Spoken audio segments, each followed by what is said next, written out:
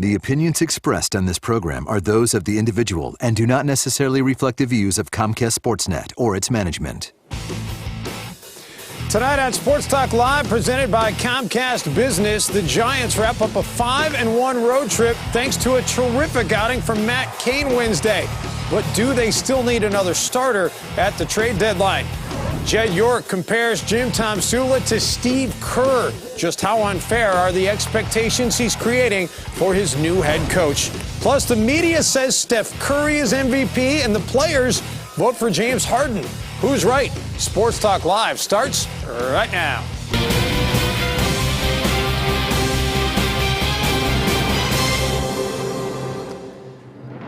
And good evening and welcome to Sports Talk Live, presented by Comcast Business. I'm Dave Benz, keeping the seat warm for Jim Kozimor. Pretty good day for the Giants as they wrap up their road trip to begin the second half of the season. A 7-1 win over the San Diego Padres this afternoon, thanks in large part to Matt Cain, who looked outstanding and won rave reviews from his skipper following the game. Yeah, he mixed it up well. I thought he had a good breaking ball. I thought he moved his fastball around really well today. Threw some good change-ups and made the one mistake, but really was hitting the spots much better than last outing, where he had trouble getting the ball where he wanted. It gave us some length. He got his pitch count up. That should help him, and just great job by Matty. We asked him in Arizona if he could look at these first few starts as being almost like settling in period. He said he couldn't really afford to do that because he knows every start's important. But did you sort of maybe expect that his first few might be up and down a little bit? A little bit I did, but yeah, I think Matty's right. I mean, all these starts are critical. I mean, we're in the back half now, and he had a lot of work in the rehab. So, really, when Matty came up, we wouldn't have brought him up if we didn't think we were getting Matty at a time when he would be ready to pitch at this level. And so I didn't look at this as this could be an up and down period for him. That's why we gave him the work that we did on the rehab to make sure he was ready, just like Jake, because we're not in a position where we can get a guy ready here. The biggest thing is to go out there and try to go deep into a game and let them get a chance to put some runs up like they've been doing, and that's really what we've got to do as starters. Go deep into games and let them do their work. Keep a game close, and more times than not, they've been putting up the runs we need. And that's the biggest thing is being able to get back out there and have fun with it. And everything coming back together and being able to throw with these guys, and after having such a long break, a long rehab and doing all that. So now it's just getting back out there, getting back in the routine, and giving these guys a real good chance to win is what you got to do every fifth day. So the Giants winners in 5 of their 6 since the All-Star break. Let's take you back down to San Diego and welcome our insider, Alex Pavlovich. Alex, we'll talk more about Matt Cain in a moment, but let's talk about the start of the unofficial second half for San Francisco. 5-1. They've won 8 out of their last 9 altogether, 9 out of the last 11. As of this show, they are in a virtual tie now for that final wild card spot in the National League. What is the atmosphere in the clubhouse? It never changed, even when they were losing. We've seen some pretty bad skids, and these guys, I think, given everything they've been through the last few years, in 2012 in the postseason there, what they did last year in the postseason, they're never going to be too down, they're never going to be too high. That's kind of why they've able to succeed. But I do think we've seen one thing ever since Hunter Pence returned on the last homestand. We've seen a little bit more energy out there on the field, and that's one guy who's never going to have an off night energy-wise, so I think that's helped them a little bit. How positive, though, is it to get a bounce like that? You come out of the All-Star break. I mean, you went into the break terrific off the sweep of Philadelphia, but then you come back strong. It has to be a great springboard. Now they're heading back home for the Bay Bridge Series. Yeah, it's a huge boost, and certainly you're talking about heading back home and the trade deadline coming up. Everybody's going to be out there looking for things, and these guys are pretty confident. They feel like they've got a pretty good team. They just add a little bit around the edges, and they think they're going to be right there. The other thing, you mentioned the wild card race. They're staying right there with the Dodgers, and we've seen in past years a couple times they've had trouble keeping up with them in the middle of the summer, especially in July's, but this time they had that skid. They're still right there, right around 3-4 games back most of the season, and still within striking distance. They've had a lot of success against the Dodgers this year, so if they can kind of keep it up, they do play them a couple more times. I think they feel like they're in a good spot, not just in the wild card, but in the division too. Yeah, it's definitely a boost. You get Matt Cain, the horse is back, and he looked fantastic today. A little bit of up and down from Matt Cain since he's come back in the 4 starts now. But what impressed you the most today about Cain on the mound? You know, I think just the way he talked about it, the way he was able to get his fastball command late in this game, and we've seen him. He had trouble hitting some spots. He missed a few times early, and the Padres, he mentioned it. Luckily for him, they missed on a couple of those misses. So he did struggle a little bit in the first couple innings. We saw the pitch Jerko hit out, not the pitch he wanted to throw, and a couple other mistakes there early, but he was able to settle in, get him a little bit deeper into this game. They've had trouble getting guys even into the 6th inning. So for him to get a little bit deeper and give this lineup a chance to break out, that was a good sign for him. And to solidify the rotation, and it comes on the heels of Chris Heston's performance last night. How good has Chris Heston been, and has he been good enough to be a legitimate candidate for National League Rookie of the Year at this point? You have to talk about him now. You know, Jock Peterson and Chris Bryant have been the front runners all year, and really Peterson especially has been pretty far out the entire year. He's going to put up huge numbers.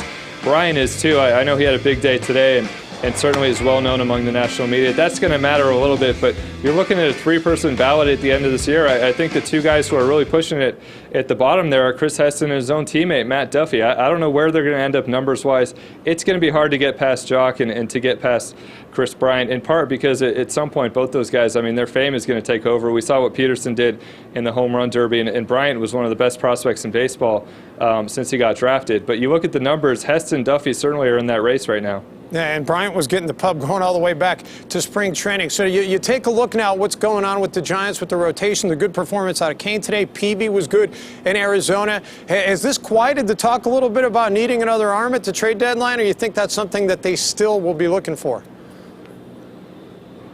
They're out there looking. I mean, they'll be opportunistic if they can be. The problem is you look at this rotation, there's 5 spots, and they don't even have a spot for Ryan Vogelsong, a guy they really trust, a guy they like, and somebody they brought in here to help out. So it becomes a matter of who do you remove. It's not going to be Peavy. It's not going to be Cain. It's not going to be Bumgarner. It's not going to be Chris Heston. The only guy who's really struggled lately is Tim Hudson.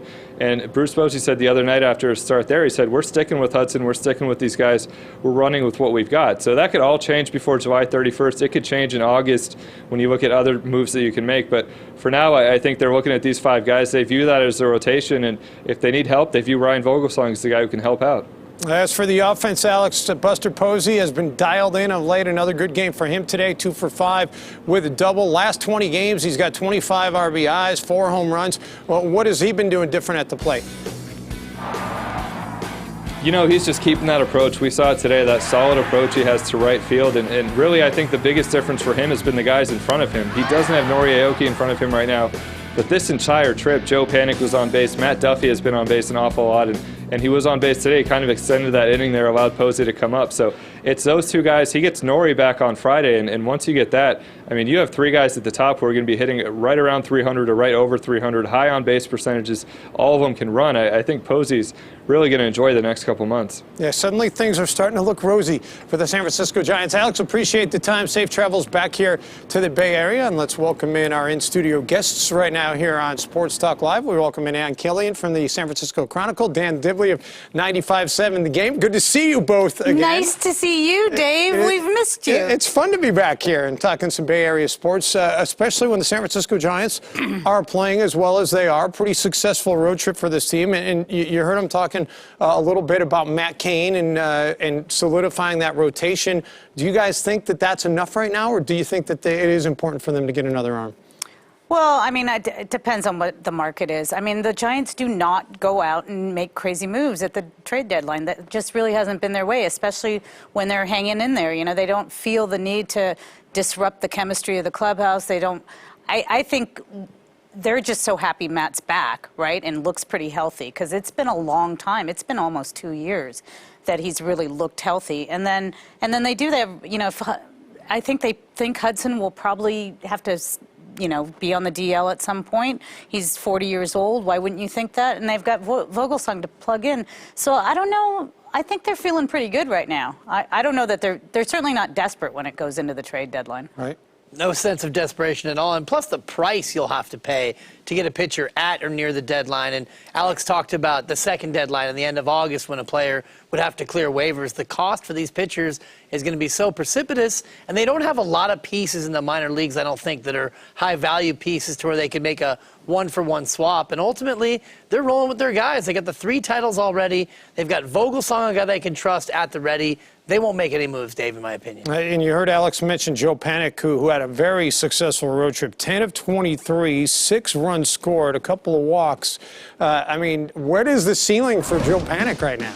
We haven't seen it yet, I don't think. Both he and Duffy have been just these guys we didn't even know about at this time last year, and they're so key now to the entire chemistry of the team, to everything that's happening. And Alex talked about Panik getting on base in front of Buster. I mean, he's been so key in that number 2 hole that, you know, was really up in the air just a little more than a year ago. So and it's fun for people like me who followed this team for a long time to look at that infield and see homegrown players everywhere. It's kind of amazing because there was so long where this team just, you know, never had the homegrown position player. That's what they said. They would trade away their draft picks. They would never grow their own players, and now they're all homegrown guys. It's remarkable when you think about to the days of Rich Aurilia. Between Rich Aurilia and really Buster Posey, there was a vast wasteland, decades upon decades of picks that never came to fruition, and now you look everywhere, and it's just prospects on the offensive side, and maybe the pitching depth isn't there in the minors like you had in the past. But to see all homegrown guys across the infield, and for a team that's hitting, they go 1 through 9. As soon as they get Aoki back fully healthy, this lineup is suddenly deadly top to bottom. When to go back to your point about homegrown guys, I mean, the credit goes to the scouting department, and it goes to Brian Sabean for not trading away chips and being patient and letting players develop. It has been fun to watch. The Giants have certainly reaped the benefits. All right, let's move on to Paul's topic number 2. And, well, how about 49ers CEO Jed York back in the headlines discussing his decision to part ways with Jim Harbaugh and hire Jim Tom Sula with SI's MMQB. And check out his comparison of Tom Sula to Warriors head coach Steve Kerr. Quote, culture is huge. That's the difference between a championship caliber team and a championship team. You look at the Golden State Warriors. They were the dumbest team in the NBA for letting Mark Jackson go, who won the most games in the franchise's history. How could you be so dumb?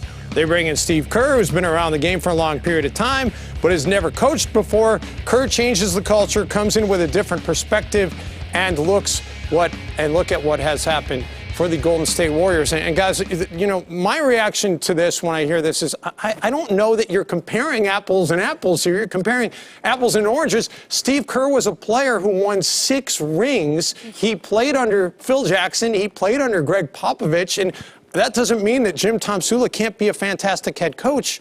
But I don't think it's a fair comparison. You're comparing apples and Volkswagens. I mean, you're really not comparing anything equal at all. And also, for one thing, that's wrong. I mean, if you're going to make a statement like that, Mark Jackson did not win the most games in franchise history. But also, it's a ridiculous comparison. It really is. Way more appropriate comparison, if you have to play this game, which it is a very, very dangerous game to play if you're an owner talking about a brand new coach who has no experience and you're putting this kind of pressure on him. But the way more apt comparison is Harbaugh to Kerr, because Harbaugh came in and took the same team, the same personnel that had not succeeded under Singletary and for the most part Mike Nolan, and he made them succeed. That's what Kerr did with the group that he got that he inherited from Mark Jackson. That's not the case now. Jim Tom Sula is not gut. You know, he's had a lot of changes on that roster before he's even coached a minute. So, I mean, it's a faulty comparison on so many levels. He could have just talked about culture of the Warriors and how the culture of the Warriors was successful, and that's why they became a successful team. But he made an inaccurate comparison, incongruent, if you're rolling in the math world. What he should have done is just talked about how culture is important, how the Warriors did it through culture. They brought in Jerry West, the logo, to help set that culture, and then they've won accordingly. Jed York needs to stop giving interviews and just let the first games roll out. They can open up 3-1. Then he can sit back and say, look, see, I picked the right guy. Things are rolling, and then maybe you can talk about culture. But right now, you got to just sit back and let this thing happen. Well, and in inner circles, Jim Tomsula is very well respected and could end up being a terrific hire for the 49ers, but nobody seems to know. And Steve Kerr was a little bit of a known commodity, even though he hadn't been head coach. He'd been around the league. He'd been a GM. He'd been around the league forever. Exactly. Success in Phoenix as a GM, and then a chance to see, teams from a broadcast perspective. The one comparison I think you can make, though, one thing Steve Kerr did that was genius was when he got in, he wasn't afraid to hire assistant coaches who some may say might threaten your position as the head coach. He brought in assistant coaches who were respected, who knew what they were doing. And Jim Tomsula has done a lot of the same. 11 of his 19 assistants have been a head coach at either major Division I college football level or elsewhere in the NFL. Yeah, but, it's going to take a lot of convincing to say that this coaching staff with the 49ers is an upgrade over the coaching staff that they've had the last couple of years, because they had an excellent coaching staff top to bottom. And there's a lot of question marks on this coaching staff right now, especially on the offensive side of the ball. And so, that Kerr, you could see, immediately upgraded his coaching staff. That was a big issue with Mark Jackson. And the guys he brought in, were incredibly well respected around the league. We don't know about this coaching staff. Many of them have not been particularly successful in previous stops. So, it's again, not a good comparison. Dan, I'll ask you this. How difficult a position is Jim Tomsula in now if this is the way that they haven't even started training camp yet, and this comparison's being put out there by Jed? Well, the bar's being set very high. You go from an 8-8 team that was a disappointment, and you lose, 5 starters on defense, and you lose 2 of your signature players, and now you're expected to match what Kerr did in his first year. The NFL equivalent of what Kerr did for Tomsula will be 13-3, home field throughout, and win the Super Bowl. Yeah. I don't know if that could be duplicated. Even if you think the coaching staff is just as good, the talent on the field took at least 2 steps back, and now you want them to win 5 more games and win it all? Well, Thanks, we only raise Super Bowl banners. That's all we do, So, Tomsula knew there was a lot of pressure on him. They're hosting the Super Bowl this year. Jed seems to think that they're in the running for the Super Bowl. We'll find out. But I don't know if you remember when Peter McGowan said a lot of stuff about Dusty Baker, put a lot of pressure on him about, this team should be doing better. And that became a big issue with that team in 2002. They ended up going to Game 7 of the World Series. But it doesn't help. It doesn't help to have that pressure coming from above. There's enough other things on Jim Tomsula's plate right now without having his owner announcing to everyone that he expects them to win the World Championship just like the Warriors did. By the way, one other hidden thing in this quote, is this Jed York admitting that the 49ers fired Jim Harbaugh? Yes, it is. Oops. Oops. It's not a mutual decision. Yeah, it's absolutely admitting that we can Jim Harbaugh just like the Warriors can Mark Jackson. Well, his contract was up, right? Harbaugh's contract. Or did they have one more year when they terminated him? He had the one more year. It's pretty obvious what had happened. Harbaugh had pitted himself and certain members of the team against the front office, and you can't survive like that unless you go 12-4 and you become a conference championship team. Then you can do whatever you want. But 8-8, he had to go. And I think that's the main comparison that Jed's trying for, is that it's more comfortable to walk down the halls without Jim Harbaugh, just like it was in the Warriors building to walk down the halls without Mark Jackson. But, don't tell me it's not comfortable. It's very comfortable walking down the halls with Bill Belichick. Sometimes pains in the butt are great coaches. Right. It's not comfortable walking down the hall when your team is 4-12. So not that that's going to happen. We wish Jim Tomsula a lot of success, but we shall see. And Dan, thank you very much. We're going to take a quick time out here on Sports Talk Live. There's the real MVP, and then there's the players' MVP. But which one is more valuable to their franchise? We weigh in on Steph Curry and James Harden next. Plus, A's outfielder Sam Fuld is important to his team on the field, but he's even more important off it. Hear how the Stanford grad is helping a great cause at the Coliseum. And the 49ers are one of the most storied franchises in NFL history, thanks to Bill Walsh and Joe Montana. Now a new book looks at the team's 35 years before the dynasty. We'll discuss it later on Sports Talk Live, presented by Comcast Business. Sports Talk Live is presented by Comcast Business. Comcast Business. built for business.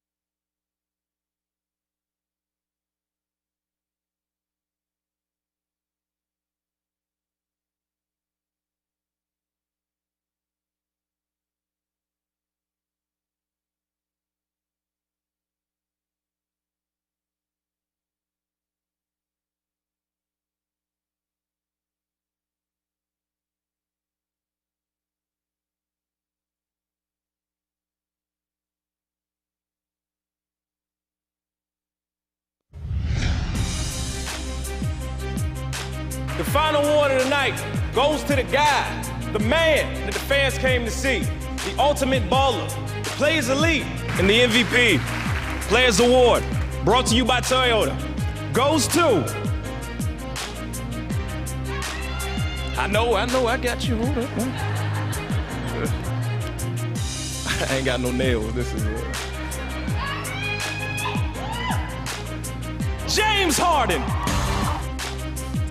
Well, Steph Curry may have been named last season's NBA MVP, voted on by the media, but in the NBA Players Association's first ever Players Awards, the player chosen was James Harden. And we welcome Dan and Ann back. And guys, look at the stats here, the comparison between Steph Curry and James Harden. This was a neck-and-neck race nationally. A lot of people thought maybe James Harden could win this on the virtues of the fact that he got his team so deep into the playoffs with Dwight Howard having so many injury issues and really having to do it himself, and that Steph Curry really was just a piece of a bigger complement of a team. I know inside the Bay Area that wasn't the case, but I can tell you outside the Bay Area that was a big topic of Right, conversation. but if you look at the voting, outside the Bay Area, it wasn't, because Steph won pretty handily. That he did. So what do you make of the fact, though, that the players have decided to vote for James Harden? That they felt sorry for James and they wanted to give him something. I mean, really, when was this vote taken? Interesting. I don't have the answer. If we, I mean, she's outraged right now, clearly. I mean, I don't care, you know, and did he get an orange slice too? I mean, you know, I don't understand.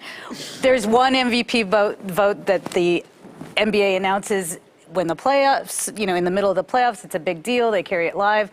There's a trophy. There's a big trophy. Steph won it. He cried. He thanked everyone he's ever known in his life. It was very sweet. And so James Harden can feel good, but I'm sure he'd rather have the regular season MVP, have the world championship, have beaten Steph Curry in the playoffs, and he didn't do any of those three things. So maybe he gets the Silver Slugger then. This is like the Silver Slugger version of the NBA MVP. You just keep giving awards to other people. Ultimately, Steph has the hardware from being MVP, and they've got the championship first in 40 years. I know another TV sports network does some hokey award show, and LeBron was Athlete of the Year, or he was NBA Star of the Year or something. Steph Curry had the best season.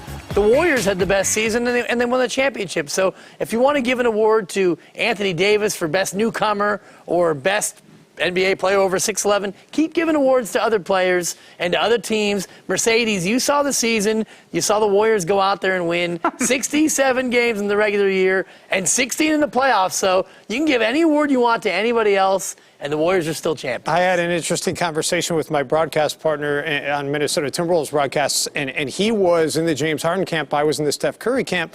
We had some good arguments over that, but in the end, Curry wins it. I will ask you this, though. The Players Association will say, hey, maybe we should be the ones that are voting on this. In fact, look at what Kevin Durant had to say about the media voting for the NBA awards back in February. He said, yeah, I think the media and guys get too much power to vote on that stuff, quite frankly. I don't think you really know a lot about, or as much as we know about it. So yeah, we play these guys every single night. We battle against these guys, and our vote should count. Our opinion should count. Like I said, I don't think you guys know as much as we do, and I don't see why you have more power than we do. You guys really don't know blank. Did he say that the year before when he won the MVP?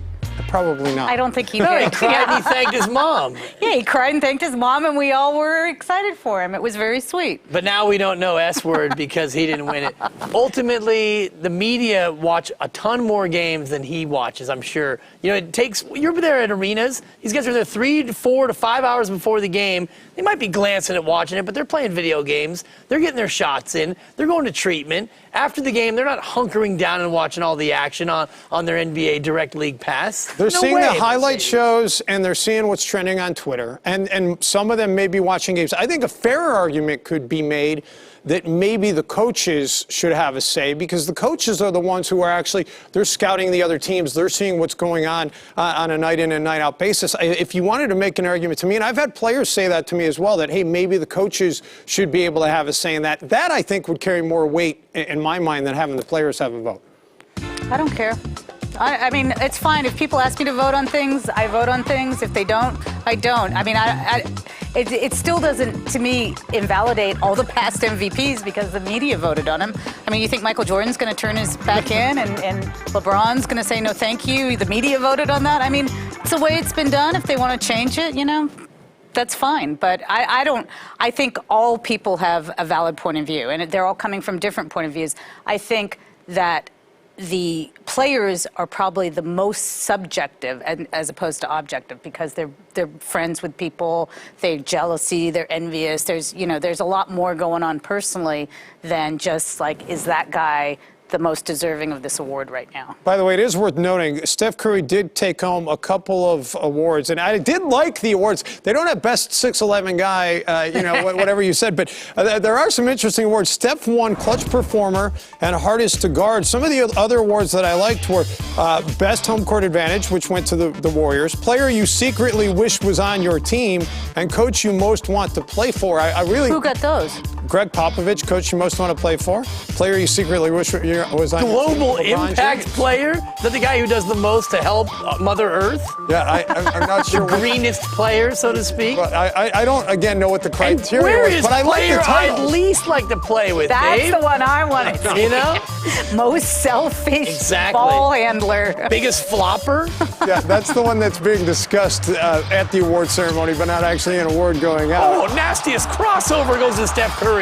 Yeah, Hardest to Guard, absolutely Steph Curry. And Warriors winning Best Home Court Advantage as well, and Best Fans in the NBA. Do you think that I mean, how could you not give it to Golden State? And having been in every NBA arena in the you would league know for better. the last 3 years, props to people here in the Bay Area. There's no question Oracle Arena, in my mind, is the toughest place for a road team to come in and play. And let's put you on the spot. Props to Oklahoma City is also very tough. And Memphis. And Memphis. Memphis is pretty good. Memphis is great in the playoffs, maybe when they're playing a 16-win team, not so much. But the other team I would say is Portland. Portland has... Nice. How about worst home fans, Dave?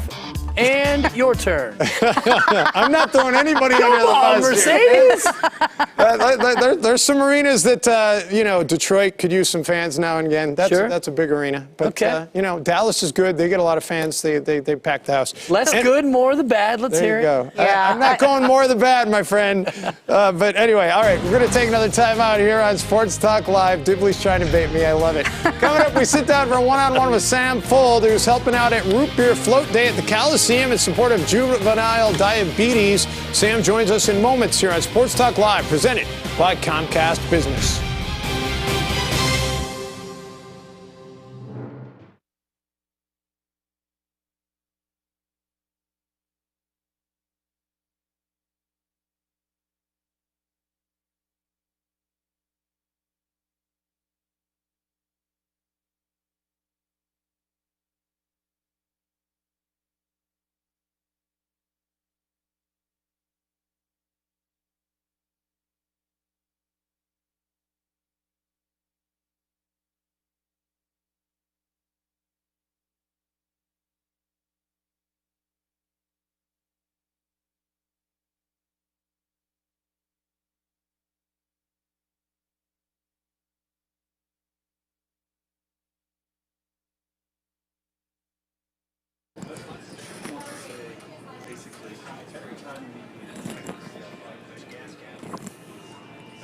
Test 1 2.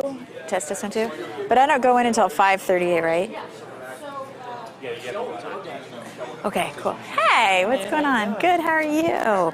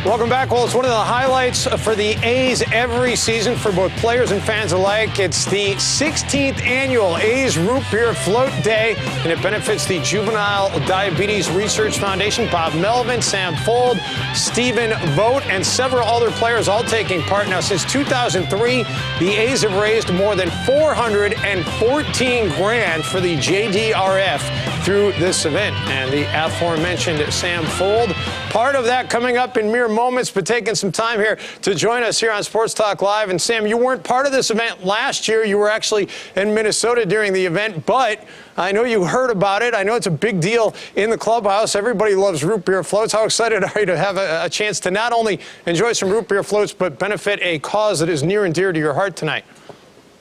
Yeah, I'm pumped. I had this date circled in my calendar for a long time.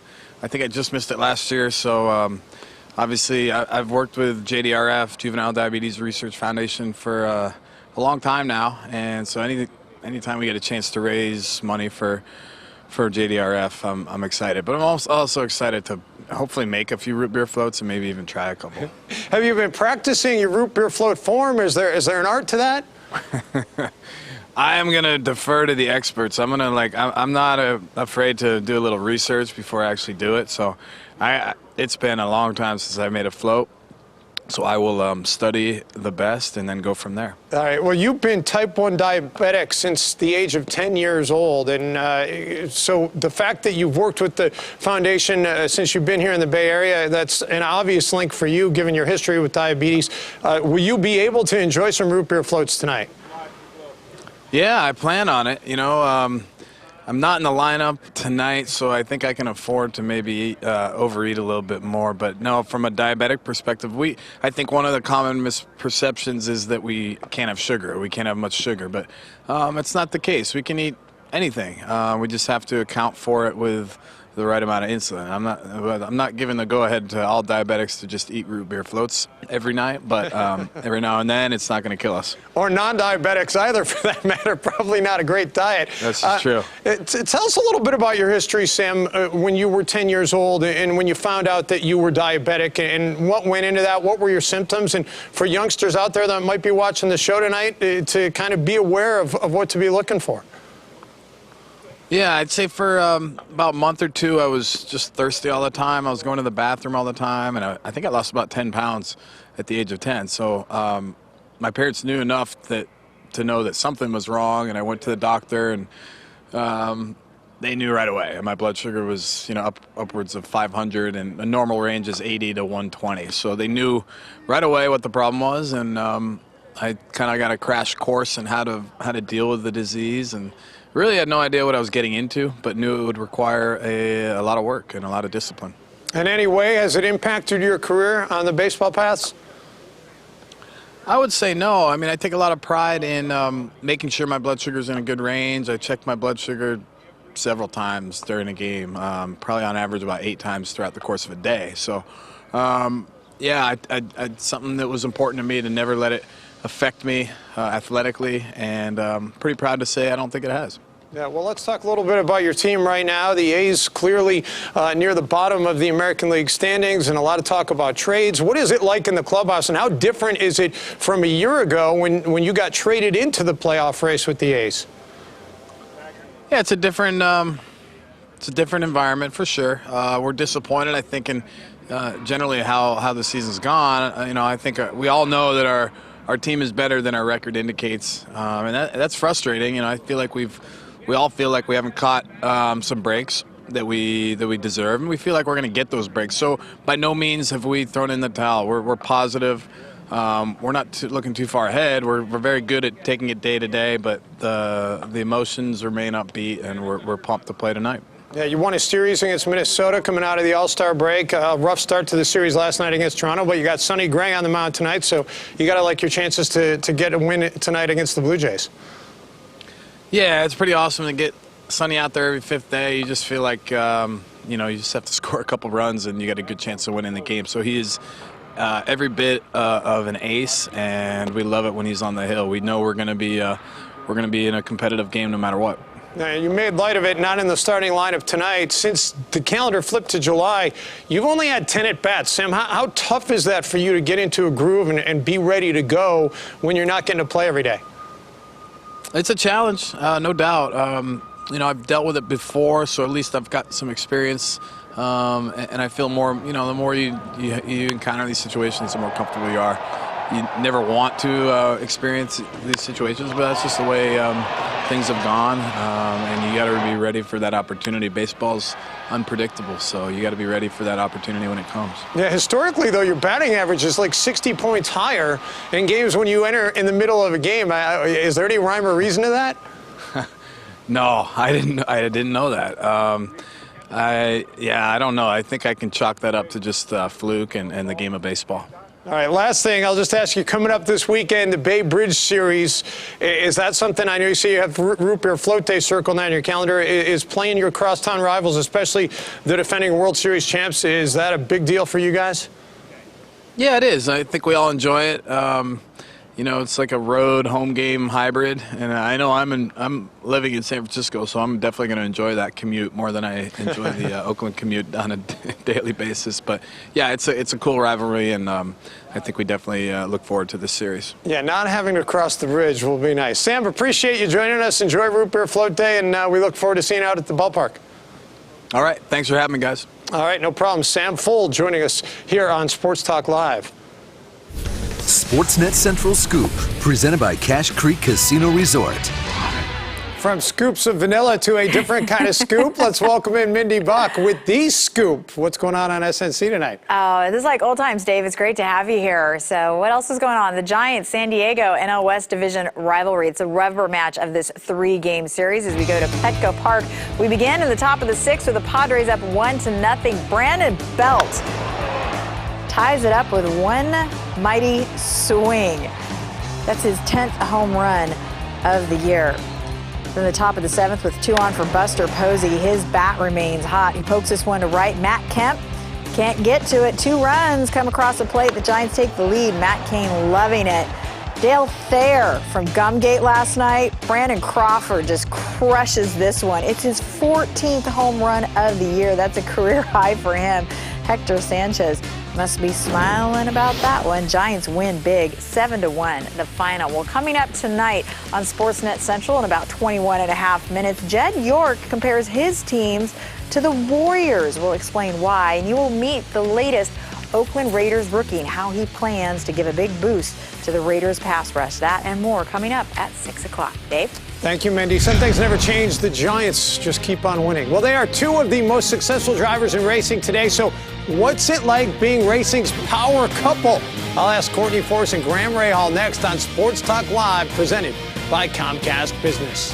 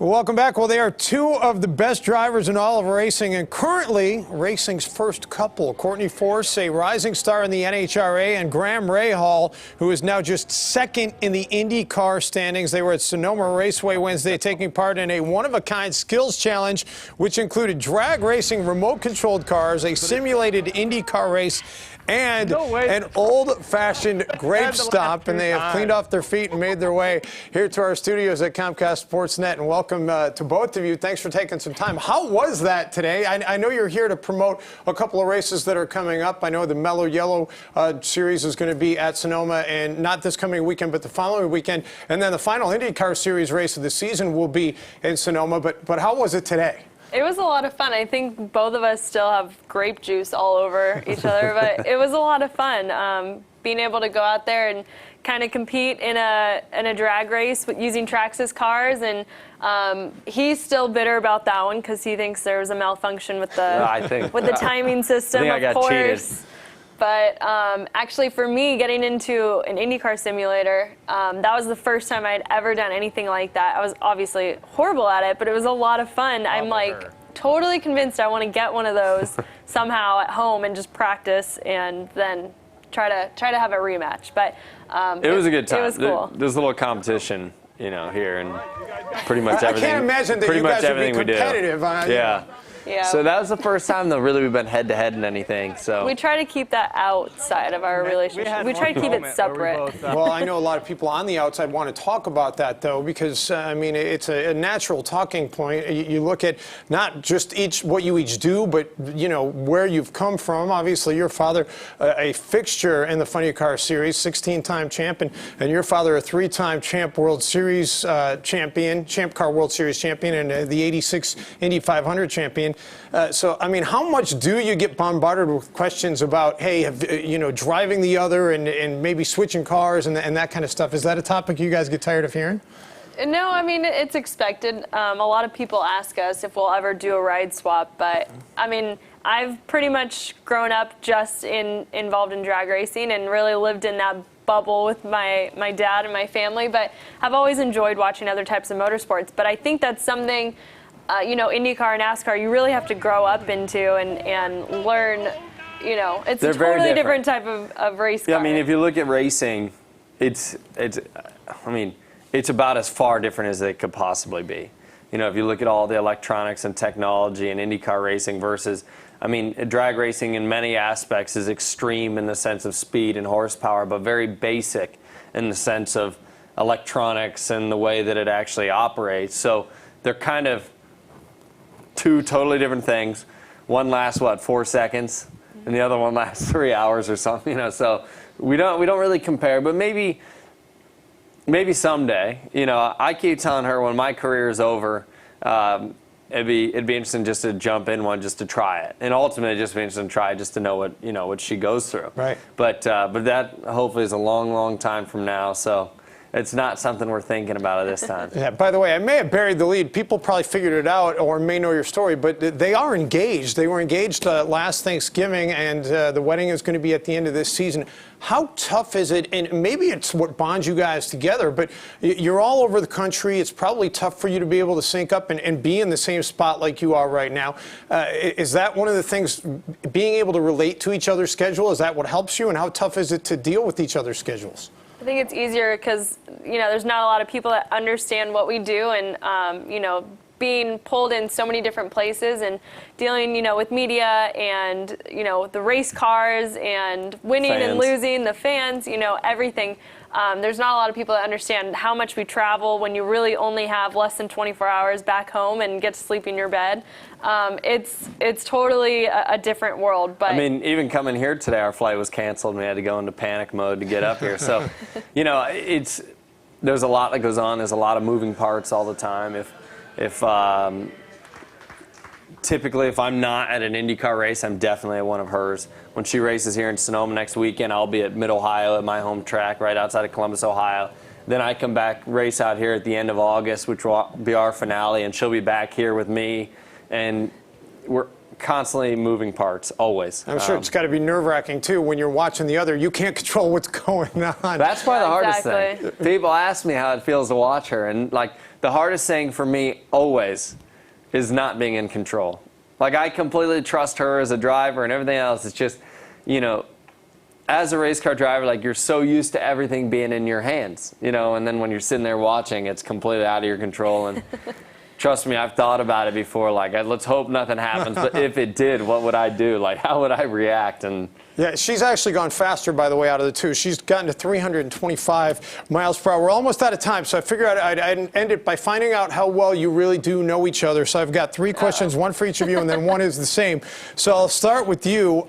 Courtney, what was the first street car that Graham ever owned? Oh, I have no idea. yeah, she wouldn't know that I would one. have. Well, why don't you tell her?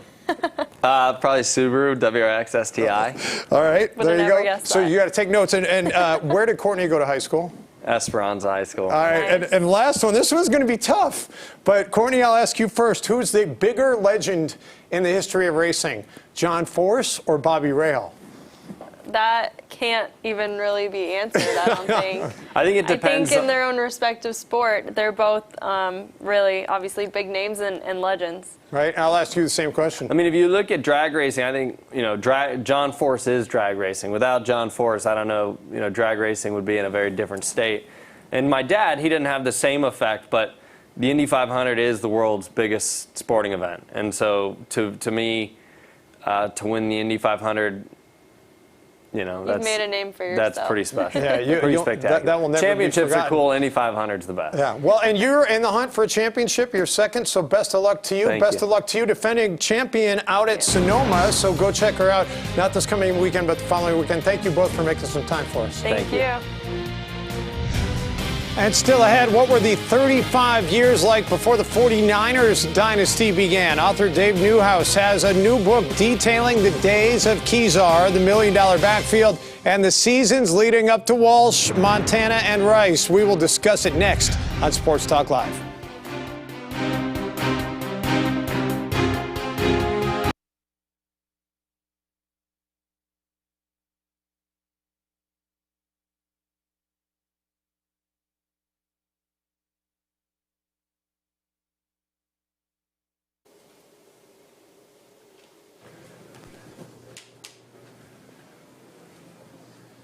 I don't need my glasses, do I? You don't need to worry. Because I won't be wearing a okay, yeah. teleprompter or anything like that, will I?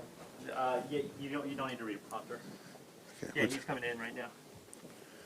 Okay.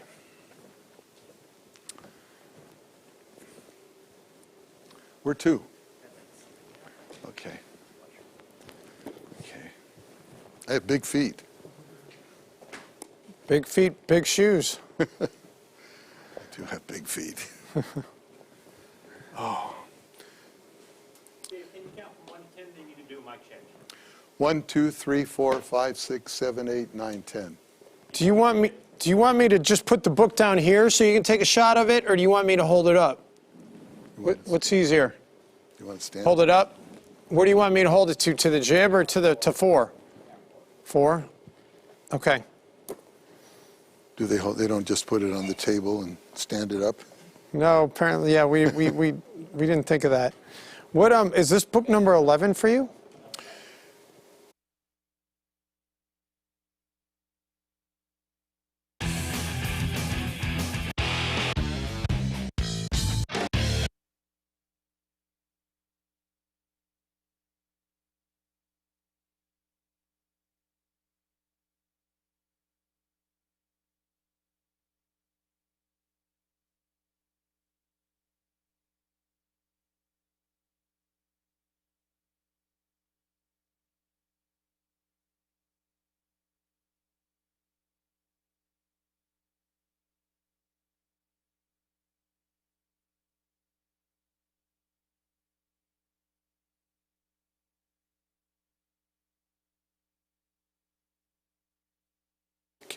Yeah. He was fired during the Jason Kidd.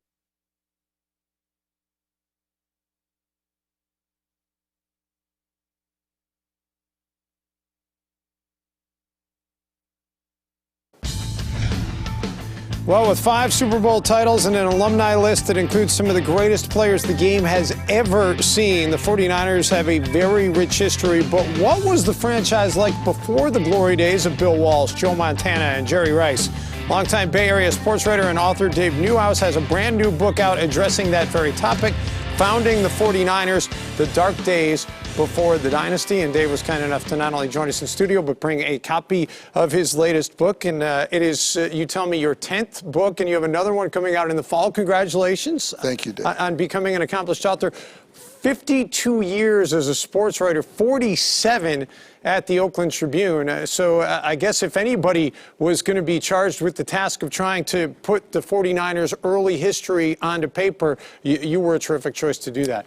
I grew up in Menlo Park, and I saw my first 49er game. I hate to date myself, but it was 1948. I was 10, and I saw scenes back then that became indelible. They stayed in my mind, but I didn't think I was going to be writing this book until I went to see Lou Spadia because he was in failing health. He was the last founding member of the organization, later co-founded the Bay Area Sports Hall of Fame. And I went to see him, and I just said, Lou, he was 91, I said, how come you've never written a book about your experiences with the Niners? He said, well, I started with this gentleman, he passed away. He said, why don't you do it? I said, well, I'm retired. He said, no, we get along. And I'm thinking about his age, and I said, well, I don't think you know what you're asking. It would probably take about 10 interviews. And he said, well, I've got a few months left. And I thought he was joking. As it turned out, he only had a few months left. But I was able to package 2 interviews around a stroke, and then I made a commitment to him, and his family got on. And I started interviewing players from the very first team. There are 2 players left from the 1946 team, Dave.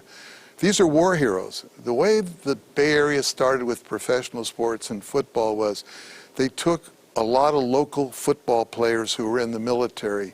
There were teams at St. Mary's Pre-Flight and the Alameda Naval Air Station. And from those teams and other military outfits came the 49ers in 46. And 6 people that you interviewed for the book passed away before it could be published. So, clearly that is sad and tragic that they didn't get to see it. But you could look at it from the perspective of that, thank goodness you were able to get to them and get that information for the book before they passed on. I feel honored that I was their last public voice. The last person was Lon Simmons, who was their longest broadcaster. But there was a sports writer who passed away, Dave Baronio. Lou Spadia passed away. But I was able to talk to a lot of politicians, friends of Lou Spadia, who were there before the 49ers formed, to know what San Francisco was like, in the 30s and 40s. John Burton, the congressman, became my forward writer. I had to expletive delete a little bit with John, but I needed a person who wasn't a jock per se, someone who could give me a perspective of what San Francisco was like. The 49ers brought professional Major League sports to the Bay Area. And this book goes up to the time that the DeBartolos took over the team, so it goes into the opening of Candlestick Park and the last game at Kezar Stadium. We don't have a ton of time left, but is there a player out there that, 49ers fans should know of? Everybody knows about the $1 million backfield and some of the greats. There were 8 Hall of Famers from that era. But is there a player that maybe isn't a household name that deserves a little bit more respect for what they did for the organization in the early days? I think it might be the cover person, John Brody. John Brody is a Hall of Fame quarterback, but he played on a team that drafted very poorly. They kept drafting quarterbacks instead of defensive players. He lasted longer, Dave, than any other 49er, 17 years. The Super Bowl winners usually go to the Hall of Fame. He never played in the Super Bowl, but there's some quarterbacks who are in the Hall of Fame that I know John Brody could have beaten out. Speaking of Super Bowls, it's going to be in Santa Clara. Real quick, your thoughts, having been around the organization, around the city for so long, on the team being in Santa Clara right now? I'm displeased with it. There are some people in the book that I interviewed looking forward to that are not. Some are. But as someone said in the book, well, the 49ers gave people in San Francisco something to do on a Sunday. And I think there's some resonance to that. Gavin Newsom was the mayor. He should have done more to keep the 49ers in San Francisco. Well, Dave, we appreciate all you have done for preserving the history of Bay Area sports. The book is out now. Get it online, get it in the bookstores, and thanks for joining us here on Sports Talk Live. Pleasure to meet you. Thank you for having me on. All right, and thanks again to Dave, also Dan Dibley, and Killian, Courtney, Forrest, Graham Rahal, and Sam Fuld, all for joining the show. Mindy Bach will be in this seat tomorrow with Jim Cosamore back from his ever-so-short vacation coming up on Friday. I'm Dave Benz saying so long for Sports Talk Live. Stay tuned for all your latest Bay Area sports news coming up next on a brand new installment of Sportsnet Central right here on Comcast Sportsnet Bay Area.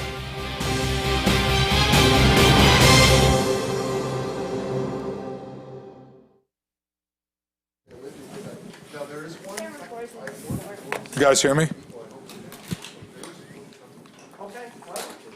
You guys hear me?